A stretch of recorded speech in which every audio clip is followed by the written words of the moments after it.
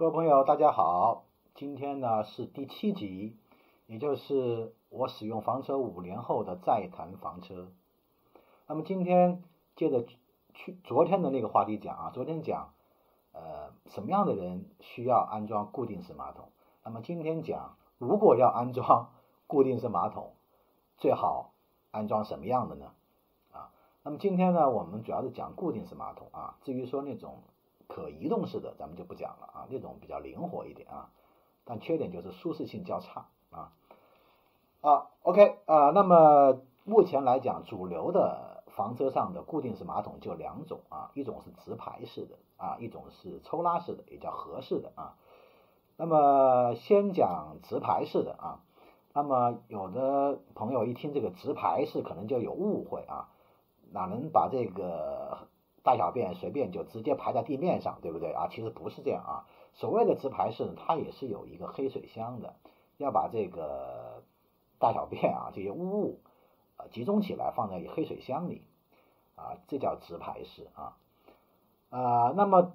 到黑水箱快满的时候要清理啊，那怎么办呢？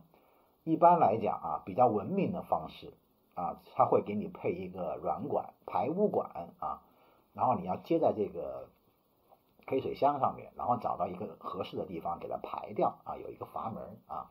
所以大家可以想象一下那个过程是有多么的难受啊，自己可以想象一下啊。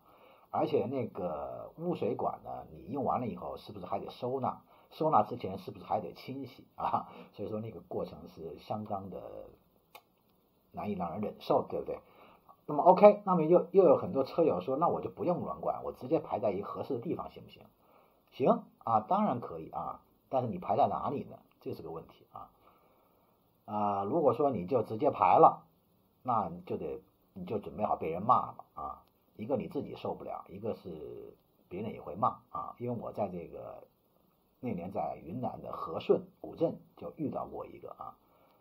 沪牌的车，我忘了是沪牌还是浙江牌照的啊，他就直排在这个古镇的停车场上了啊，特别恶心啊，特别缺德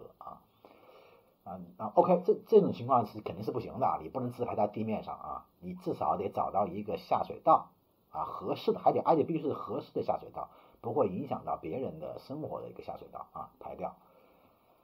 所以说你可以想象你有多麻烦啊。那么有的车友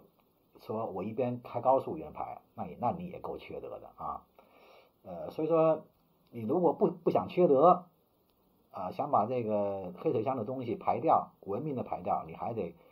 有熟练的这个倒车技巧啊，瞄准的那个坑，对吧？然后再排掉，可想而知啊，有多么麻烦啊。我记得我在庐山的时候遇到过一个上海的车友，他就是直排的黑水箱，他每次去都要跑到那个花径那边的一个停车场，那边正好有一个黑水井，他就还得把车来回倒啊，瞄准啊，让那个黑水箱那个孔口瞄准那个污水井，这么才行的啊，还是挺考验技术的，对不对？OK 啊，而且这个直排式还有一个缺点，它比较费水啊，比较费水。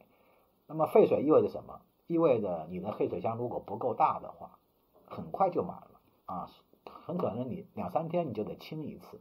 啊，所以特别麻烦啊。OK， 所以说我们千万不要安装什么直排的马桶啊，这种传统意义上的直排马桶。至于说那种高科技的什么焚烧马桶，不在我们讨论之列啊，因为那个东西一个是贵啊，一个是好像真正安的车主可能好像屈指可数啊，很少见。OK 啊，讲完这个直排的，我们再讲讲这个合适的，又叫这个抽拉式的啊。那么抽拉式的马桶呢，目前市场上主流的就是2种，一种是多美达的啊，一种是叫什么赛特福德的啊。那么还有一个什么牌子啊，名气更小一些。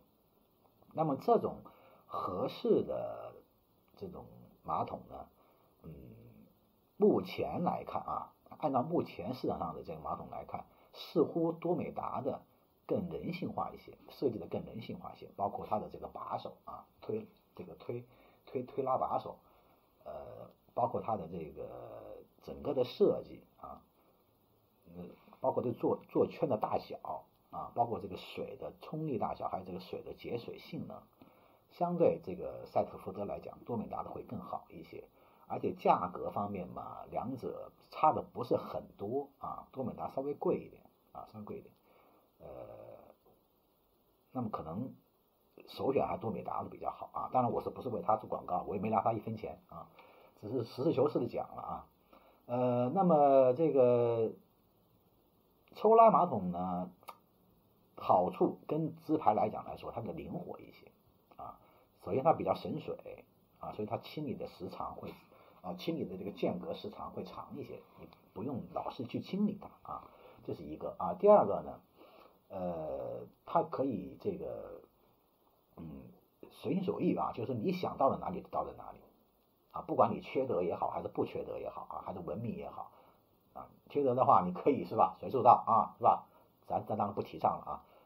咱们如果是文明的用车的话，应该到这个指定的场所啊，比如卫生间的指定的场所啊，它比较随性啊，方便啊。第二个呢，它可以用那个降解剂嘛，对吧？有降解剂以后呢，它的这个味道也不是很大啊，也不会让你觉得特别的这个难受啊。另外一个，它不存在这个直排马桶，你还要去什么对准啊，什么黑水箱对准一个那个污水井，不存在这个问题，对吧？所以它的优点还是比较多的啊，能够能够给你提供一个类似于家庭的一种舒适度的马桶啊，所以首选还是这种抽拉式的啊。这是关于这个如果要安装固定式马桶啊，咱们应该怎么选择？好，